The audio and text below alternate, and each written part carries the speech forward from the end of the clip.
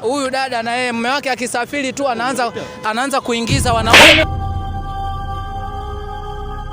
Mtazamaji, kama unavyoweza kuona leo tupo huku Kariakoo, kama unavyoweza kuona vinyumba viko hapo nyuma yangu, na tumekuja leo tuweze kuongea na watu wanaosafiri na ili tuweze kujua mambo yao yanaendeje, mwisho wa siku tuone ukorofi na ushenzi wanaofanya na kulipotia matukio ya live moja kwa moja. Siogopi chochote, ni wanachekelea watu, wameniona wameanza kuchekelea moja kwa moja. Alo traffic alo.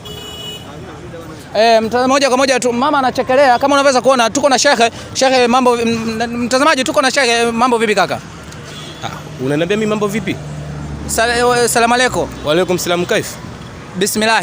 Mtazamaji, kama unavyoweza kuona tuko na Shehe hapa na kila kitu kinazidi kuendelea, na ukimwangalia Shehe unaweza kujua labda anasafiri, kumbe hamna, anasafiri ni ushenzi tupu. Huko kwenye begi amejaza ushenzi, ana nyama ya nguruwe pamoja na kinga tupu.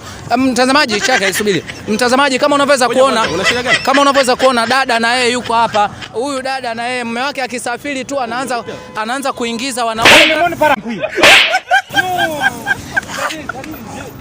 J'ai mal à imaginer. Regarde ces trucs. Il dit tu as vimba huko. Il n'est pas fini avec les filles, c'est les garçons qui maintenant qui Ah. Ouais. Ah, il